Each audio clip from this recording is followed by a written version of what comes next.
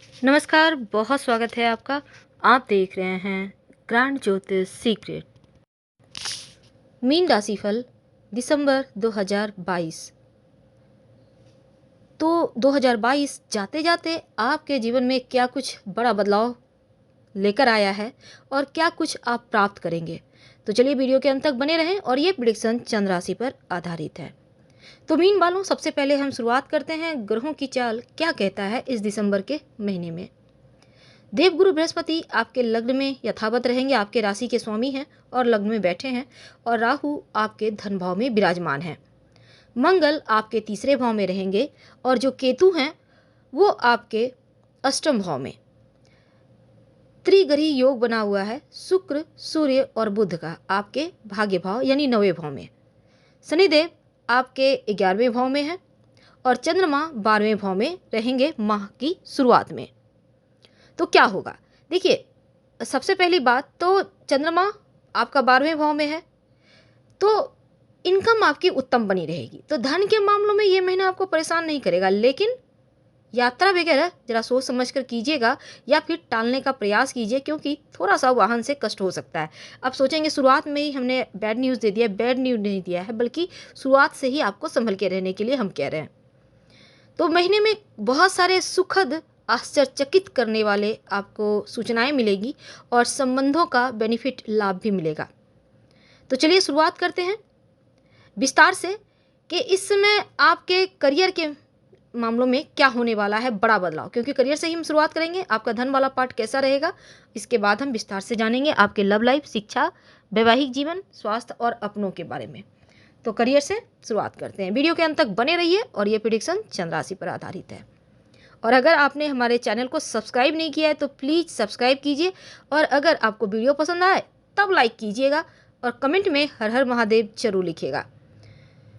तो मीन वालों, करियर के मामले में ये दिसंबर का महीना आपके लिए अच्छा है, क्योंकि शुरुआती समय में कमज़ोर है थोड़ा सा, पर इसके बाद चीज़ें स्थिर हो जाएगी। क्योंकि देखिए, अगर आप जॉब करते हैं तो जॉब बदलने का बड़ा अवसर मिलेगा और अगर आप जॉब की तलाश में हैं तो जॉब प्राप्ति का भी शुभ अवसर मिलेगा। अब देखिए, 3 दिसंबर को बुध और 5 दिसंबर को शुक्रदेव आपके दसम भाव में आ रहे हैं।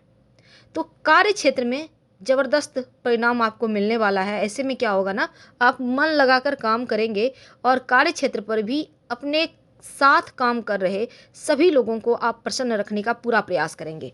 हालांकि आपका व्यवहार सभी के लिए बढ़िया होगा और सभी आपके काम की और आपके व्यवहार की तारीफ करेंगे। आपका आत्मविश्वास बढ़ता दिखेगा।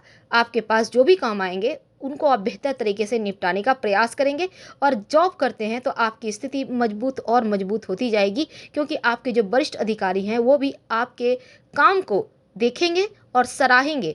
आपके कठिन परिश्रम के बदौलत आपको पद प्रतिष्ठा का लाभ भी मिलता हुआ नजर आएगा। तो अगर आप व्यापारी हैं तब क्या होगा, देखिए उत्तम फल देने वाला वक्त है, क्योंकि देवगुरु बृहस्पति आपके सप्तम भाव पर दृष्टि भी डाल रहे हैं। अब आपको किसी वरिष्ठ व्यक्ति का अनुभव भी प्राप्त होगा और मार्गदर्शन भी उनका आपको मिलेगा, जो आपके लिए प्लस पॉइंट है। तो व्यापारी अपने विस्तार करेंगे अपने व्यापार का और जो भी बहुप्रतीक्षित योजना है उसमें आप वृद्धि करेंगे, आप प्रगति करेंगे। यानी आपका करियर के मामलों में, व्यवसाय के मामले में, जॉब के मामले में बहुत अच्छा है। धन की बात करते हैं, कितना बचा पाएंगे आप।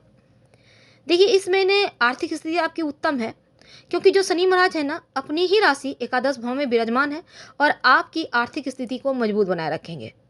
आपके सभी कार्य बनेंगे, धन की कोई कमी तो नहीं रहेगी, लेकिन जो नियमित रूप से आपकी इनकम होती है ना, आपका हाथ भरा रहेगा, वो होता रहेगा, पैसे आते रहेंगे।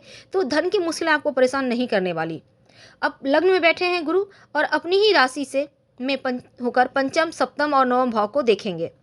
तो जो व्यापारी हैं उनको भी सफलता देंगे, भाग्य का साथ दिलवाएंगे। भाग्य की प्रबलता से धन की स्थिति भी मजबूत होगी, लाभ के प्रबल योग बनेंगे, धन कमाएंगे भी और बचाएंगे भी। अब देखिए, इस समय यदि आप किसी कहीं पर पैसे इन्वेस्ट करके रखे हुए हैं तो उनसे भी आपको लाभ मिलने की संभावना बनी हुई है। लेकिन शेयर मार्केट, म्यूचुअल, लॉटरी, सट्टा से बचने का प्रयास कीजिएगा, क्योंकि इन चक्रों में अगर पड़ेंगे तो आपको हानि होना तय है, यानी आपको फिर यहाँ पर लॉस होगा। तो इन चीज़ों से ज़रा बच के ही रहिएगा तो उत्तम है। और पैसों का निवेश किसी प्रॉपर्टी वगैरह में अगर करते हैं तो लाभ हो सकता है, सोच समझकर आप कर सकते हैं। तो लॉटरी शेयर वगैरह से आपको बचने की सलाह दी जाती है। स्वास्थ्य की बात करते हैं। देखिए, स्वास्थ्य आपका उत्तम है, क्योंकि जो आपके राशि के स्वामी हैं देवगुरु आपके लग्न में हैं और आप फिट रहेंगे, फाइन रहेंगे, स्वास्थ्य में आपका सुधार हो रहा है। जो भी समस्याएं भी चली आ रही है उसमें भी सुधार होगा।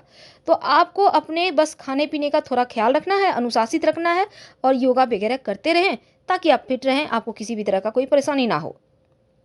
यदि आप एक्सरसाइज करते हैं तो किसी ट्रेनर की सहायता अवश्य लें, क्योंकि जल्दबाजी में कुछ गलत एक्सरसाइज कर लेंगे तो देखिए कमर के नीचे वाला जो एरिया है उसमें दर्द हो सकता है, परेशानी हो सकता है, थोड़ा ख्याल रखना है। और अगर आप वाहन चलाते हैं तो भी सावधान रहिएगा, क्योंकि चोट चपेट पैर वाले एरिया में थोड़ा सा संभावना बनी हुई है। तो कमर, पैर, जांघ वगैरह बचा कर रखें। हाँ, आप खाने पीने को जरा सा ख्याल रखिएगा, अच्छा खाना खाइए, पौष्टिक खाइए और जरा सूर्योदय से पहले उठने का प्रयास करें ताकि आपको पूरा लाभ हो उत्तम स्वास्थ्य का। रिश्तों की बात करते हैं, आपके प्रेम और वैवाहिक जीवन की। प्रेम संबंधों के मामलों में ये महीना आपके लिए बहुत खूबसूरत है, क्योंकि देखिए शनिदेव की पंचम भाव पर दृष्टि है।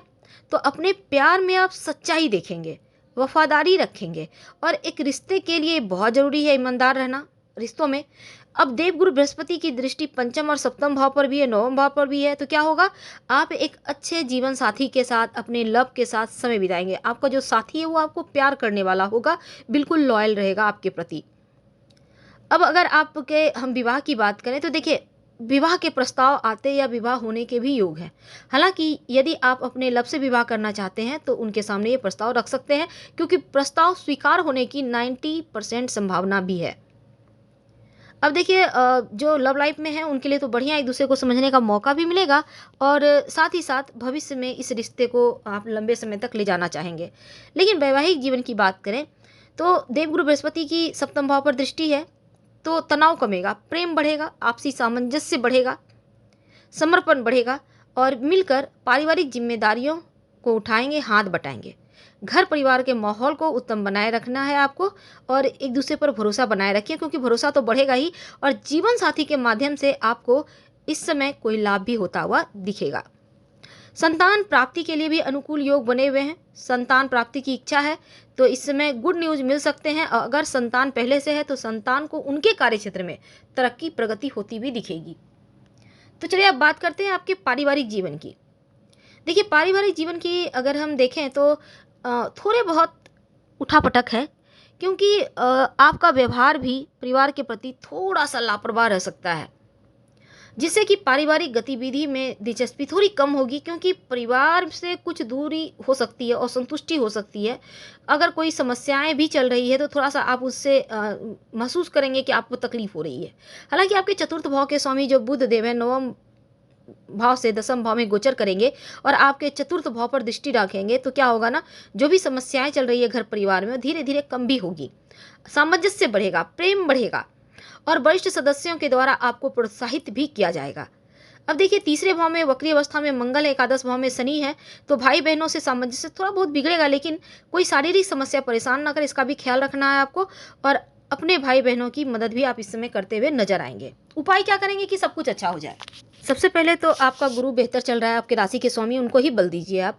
तो आप गुरुवार के दिन आप हल्दी या केसर का माथे पर तिलक लगा सकते हैं, खुद के माथे पर श्री हरि के चरणों में लगा के, या फिर आप चाहें तो रोज़ भी लगा सकते हैं, कोई दिक्कत नहीं है। और अगर संभव हो तो पीपल के वृक्ष को बिना छुए आप गुरुवार के दिन जल अर्पित करें। और साथ ही आपके जो वरिष्ठ हैं, जो ब्राह्मण हैं या फिर उनको आप सम्मान करें। और साथ ही शिव जी को आप 1 लोटा जल सोमवार को अर्पित कर सकते हैं या फिर नमः शिवाय का जप भी कर सकते हैं। तो हम आपसे विदा लेते हैं। जानकारी अच्छी लगे तब लाइक कर सब्सक्राइब करें, अपनों से शेयर करें और कमेंट में हर हर महादेव जरूर लिखें। धन्यवाद। हम फिर मिलेंगे।